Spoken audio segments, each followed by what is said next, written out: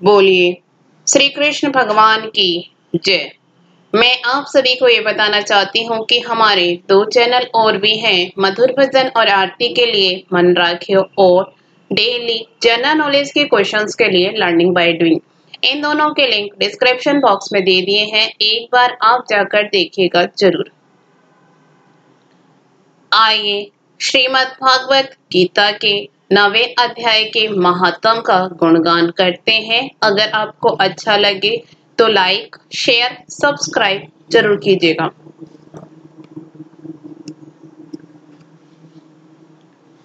महादेव जी कहते हैं, पार्वती अब मैं आदर पूर्वक 9वें अध्याय के महात्म्य का वर्णन करूंगा। तुम स्थिर होकर सुनो। नर्मदा के तट पर माहिष्मति नाम की एक नगरी है। वहां माधव नाम के एक ब्राह्मण रहते हैं जो वेद वेदांगों के तत्वज्ञ और समय समय पर आने वाले अतिथियों को प्रेमी थे। उन्होंने विद्या के द्वारा बहुत धन कमाकर एक महान यज्ञ का अनुष्ठान आरंभ किया। उस यज्ञ में बलि देने के लिए एक बकरा मंगाया गया। जब उसके शरीर की पूजा हो गई तब सबको आश्चर्य में डालते हुए उस बकरे ने हंसकर उच्च स्वर से कहा, ब्राह्मण, इन बहुत से यज्ञों द्वारा क्या लाभ है? इनका फल तो नष्ट हो जाने वाला है तथा ये जन्म, जरा और मृत्यु के भी कारण है। यह सब करने पर भी मेरी जो वर्तमान दशा है इसे देख लो।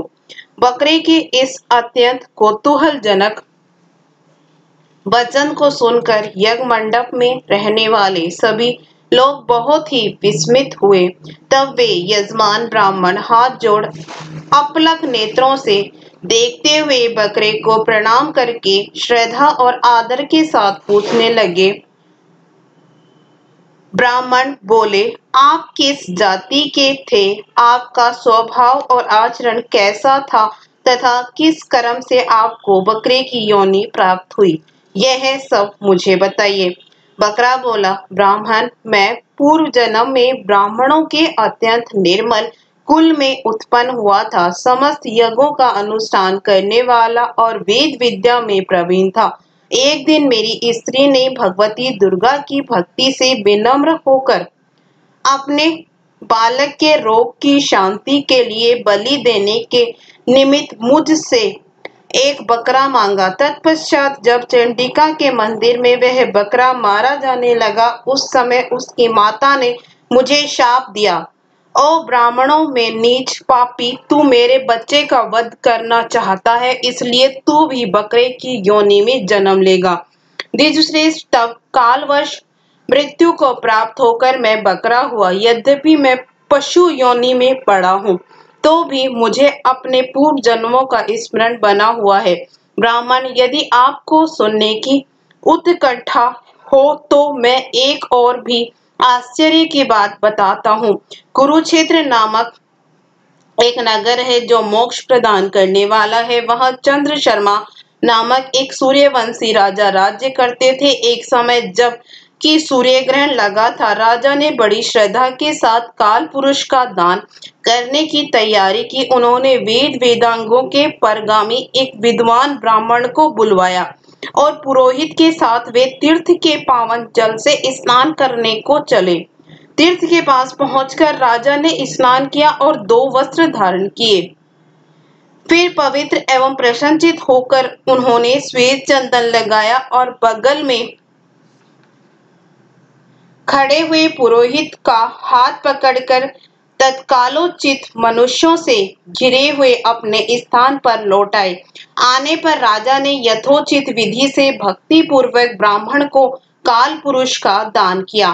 तब काल पुरुष का हृदय चीरकर उसमें से एक पापात्मा चांडाल प्रकट हुआ। फिर थोड़ी देर के बाद निंदा भी चांडाली का रूप धारण करके काल पुरुष के शरीर से निकली और ब्राह्मण के पास आ गई। इस प्रकार चांडालों की वह जोड़ी आंखें लाल किए निकली और ब्राह्मण के शरीर में अर्थात प्रवेश करने लगी। ब्राह्मण मन ही मन गीता के 9वें अध्याय का जप करते थे और राजा चुपचाप यह सब कौतुक देखने लगे। ब्राह्मण के अंतःकरण में भगवान गोविंद शयन करते थे, वे उन्हीं का ध्यान करने लगे। ब्राह्मण ने जब गीता के 9वें अध्याय का जप करते हुए अपने आश्रयभूत भगवान का ध्यान किया, उस समय गीता के अक्षरों से प्रकट हुए विष्णु दूतों द्वारा पीड़ित होकर वे दोनों चांडाल भाग चले। उनका उद्योग निष्फल हो गया। इस प्रकार इस घटना को प्रत्यक्ष देखकर राजा के नेत्र आश्चर्य से चकित हो उठे। उन्होंने ब्राह्मण से पूछा, विप्रवर, इस महाभयंकर आपत्ति को आपने कैसे पार किया? आप किस मंत्र का जप तथा किस देवता का स्मरण कर रहे थे?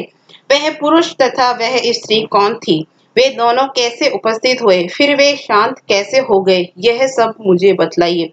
ब्राह्मण ने कहा, राजन, चांडाल का रूप धारण करके भयंकर पाप ही प्रकट हुआ था तथा वह स्त्री निंदा की साक्षात मूर्ति थी। मैं इन दोनों को ऐसे ही समझता हूँ। उस समय मैं गीता के 9वें अध्याय के मंत्रों की माला जपता था। उसी का महात्म्य है कि सारा संकट दूर हो गया। महीपते, मैं नित्य ही गीता के 9वें अध्याय का जप करता हूँ। उसी के प्रभाव से प्रतिग्रह जनित आपत्तियों के पार हो सका हूँ। यह सुनकर राजा ने उसे ब्राह्मण से गीता के 9वें अध्याय का अभ्यास किया। फिर वे दोनों ही परम शांति मोक्ष को प्राप्त हो गए। यह कथा सुनकर ब्राह्मण ने बकरे को बंधन से मुक्त कर दिया और गीता के 9वें अध्याय के अभ्यास से परम गति को प्राप्त हुआ। बोले श्री कृष्ण भगवान की जय।